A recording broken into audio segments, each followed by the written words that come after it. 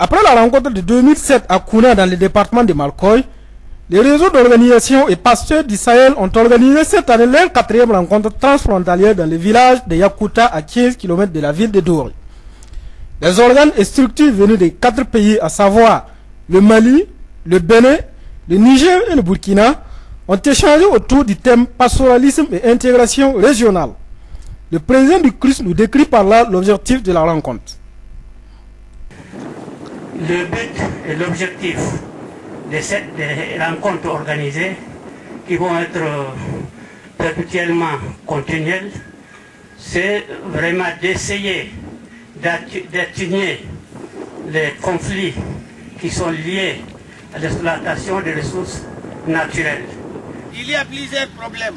Chaque fois on soulève des problèmes, ce n'est pas aujourd'hui. Toutes les rencontres, on soulève le problème. Maintenant, cherchons les solutions. Qu'est-ce qu'il faut faire pour arranger le pasteur pour qu'il puisse vivre avec sa production qu'il fait et que les autres bénéficient? On devrait normalement pas continuer à exporter de bétail sur pied.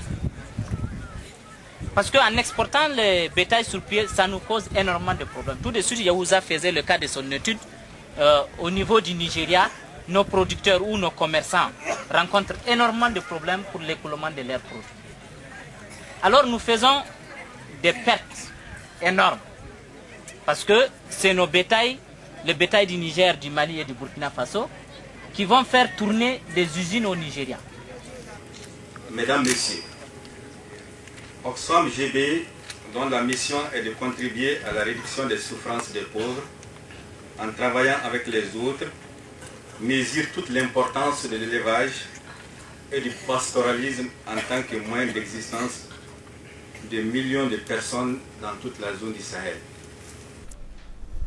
Lors de cette rencontre, une fenêtre a été ouverte pour les promoteurs de biocarburants.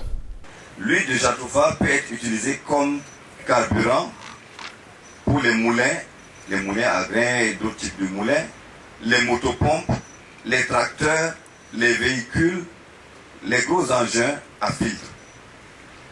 Il peut être aussi utilisé comme énergie de cuisson pour les réchauds et les allumages pour les pompes, pour les lampes. Le secrétaire du réseau Bourema Dodo nous donne ici un bref bilan des 2 jours d'échange d'expérience entre les participants. Les échanges très fructueux de ces 2 jours. Ils ont constaté la dégradation continue des différentes dimensions de l'environnement des éleveurs pasteurs. En effet, l'insécurité foncière et la précarité de l'accès aux ressources naturelles sont des réalités dans chacun des pays représentés ici, ce qui compromet la mobilité pourtant nécessaire au développement et à la pérennité de l'élevage dans le contexte sahélien, par exemple. Cette rencontre a été clôturée à la date du 28 avril 2008 par le discours du ministre des Ressources animales. Et les ressources pastorales sont devenues de plus en plus insuffisantes et aléatoires pour répondre aux besoins des animaux. L'amplitude des mouvements de transhumance s'est agrandie du nord vers le sud et jusque dans les pays côtiers où certains pasteurs ont tendance à se fixer. Des problèmes d'un type nouveau se sont fait jour, tels l'insécurité foncière et l'aggravation des conflits, la persistance des pathologies et l'émergence de nouvelles maladies animales et humaines, les difficultés d'accès aux sous-produits agro-industriels.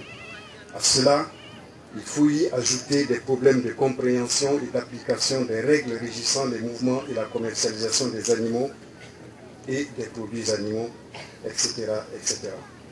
En somme, un nouveau contexte est créé et il faut s'y adapter. Il est donc aisé de comprendre que pour enrichir le tableau de vos activités par des réflexions et des actions de fond, vous ayez choisi comme thème de la présente rencontre pastoralisme et intégration régionale, opportunités et contraintes dans le cadre de la commercialisation du bétail